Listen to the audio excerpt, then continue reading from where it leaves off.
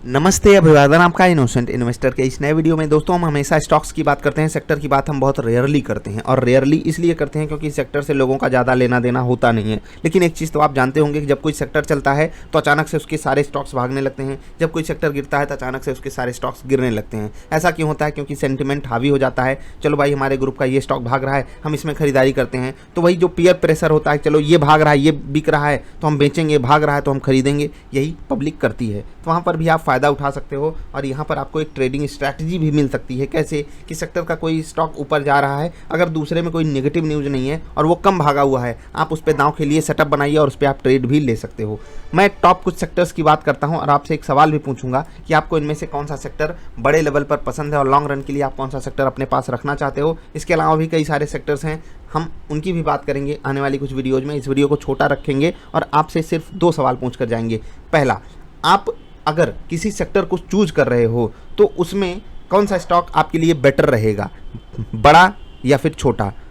आप इतना तो जानते हो कि छोटा स्टॉक लोगे तो वहाँ पर रिस्क ज़्यादा है लेकिन रिवार्ड भी ज़्यादा है, बड़ा लोगे तो रिस्क कम है लेकिन रिवार्ड भी उसी रेशियो में कम है, क्योंकि बड़े स्टॉक्स धीरे धीरे चलते हैं। और वैसे ही अगर आप बैंक्स में इन्वेस्टमेंट कर रहे हो, ओवरऑल बैंक के किसी ETF में इन्वेस्टमेंट कर रहे हो, फाइनेंस के ETF में इन्वेस्ट कर रहे हो, तो वो धीरे धीरे चलेगा, क्योंकि इन दोनों का कंबाइंड वेटेज ओवरऑल पूरी बाजार में 15% के आसपास का है। 18 और 16 अगर आप जोड़ दोगे तो अप्रॉक्सीमेटली 35 लाख करोड़, जी हाँ 35 लाख करोड़ का मार्केट कैप हो जाएगा बैंक्स और फाइनेंस का। उसके बाद IT सेक्टर आता है जहाँ पर 15 लाख करोड़ का वेटेज है, ठीक है। और 15 लाख करोड़ अगर आप देखोगे 7-8% के आसपास बैठता है। इसके बाद मिसलेनियस में आते हैं ऐसे सेक्टर्स जिनका कोई नाम नहीं दिया गया है। फिर ऑटोमोबाइल आता है 7.5 लाख करोड़, फार्मास्यूटिकल आता है 7 लाख करोड़, पर्सनल केयर आता है 6 लाख करोड़, 6.5 लाख करोड़, पेट्रोलियम सेक्टर यहाँ पर आपको पता है कौन सी कंपनियां हैं।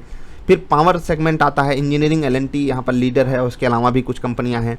टोबैको सेगमेंट में आपको पता है बहुत सारी कंपनियां यहाँ पर भी लिस्टेड हैं। सीमेंट सेक्टर काफ़ी फेमस है और काफ़ी तगड़े से चल रहा है। Mining, service sector, auto ancillaries, chemicals, इसके अलावा भी बहुत सारे सेक्टर्स हैं, उनका नाम तो यहाँ पर नहीं रख रहे हैं। लेकिन आपसे यही रिक्वेस्ट है कि आपके पास जो सबसे हाईएस्ट वेटेज वाला स्टॉक है वो किस सेक्टर का है और आपको किस सेक्टर पे सबसे ज़्यादा भरोसा है। अगर आप कहोगे तो हम इस पे वीडियो बनाएंगे कि कौन सा सेक्टर मेरा फेवरेट है और कौन से सेक्टर में आपको लॉन्ग रन के लिए गेम खेलना चाहिए। क्योंकि बैंक्स और फाइनेंस तो इंडिया में लगभग अब मैच्योर हो चुके हैं। यहाँ पर अब वो ग्रोथ तो आपको नहीं देखने को मिलेगी जो पिछले 10-20 सालों में मिली है। लेकिन मैं ये नहीं कह रहा हूँ कि यहाँ पर ग्रोथ नहीं मिलेगी, उतनी तेज़ी से हम ग्रो नहीं करेंगे जितनी तेज़ी से हमने पिछले कुछ 20 सालों में ग्रो किया है। मतलब यहाँ का जो कैगर होगा, CAGR होगा, वो रिलेटिवली कम हो सकता है आने वाले 15-20 सालों में। आपको एक चीज़ जानकर हैरानी हो सकती है, बैंक्स और फाइनेंस ने ही सभी सेक्टर को आउट परफॉर्म करके रखा है। मतलब सबसे बड़ा मार्केट कैप इन्हीं का है और सबसे ज़्यादा तगड़ी परफॉर्मेंस भी इन्हीं की है। मतलब सबसे ज़्यादा रिटर्न अगर किसी सेक्टर ने दिया है तो फाइनेंस सेक्टर ने ही दिया है, बैंकिंग सेक्टर ने ही दिया है। जाकर रिकॉर्ड देखिएगा 10 साल, 15 साल, 20 सालों का, आपको वहाँ पर पता चलेगा। क्योंकि यहाँ पर कई सक्सेसफुल स्टोरीज हैं हमारे सामने, नाम आपको पता है। ऐसा नहीं कि IT नहीं चला, ऑटो नहीं चला, अन्य सेक्टर नहीं चले, सब चले हैं। लेकिन सबसे ज़्यादा रिटर्न कौन दिया? बैंक्स और फाइनेंस।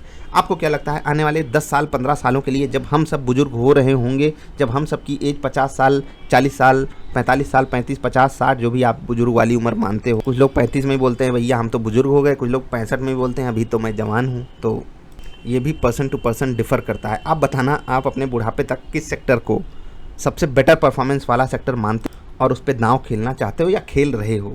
आपका पसंदीदा सेक्टर मुझे कमेंट में चाहिए, ज़रूर बताइएगा। मैं भी अपना फेवरेट सेक्टर बहुत ही जल्द रिवील करूंगा, आपको भी बताऊंगा किस सेक्टर पे मेरा दांव तगड़े से लग सकता है, किस सेक्टर पे मैं आगे बहुत भरोसा करके बैठा हुआ हूँ। चलिए मिलते हैं आपसे ढेर सारी अच्छी वाली वीडियोज़ में। आप जवाब ज़रूर दीजिएगा।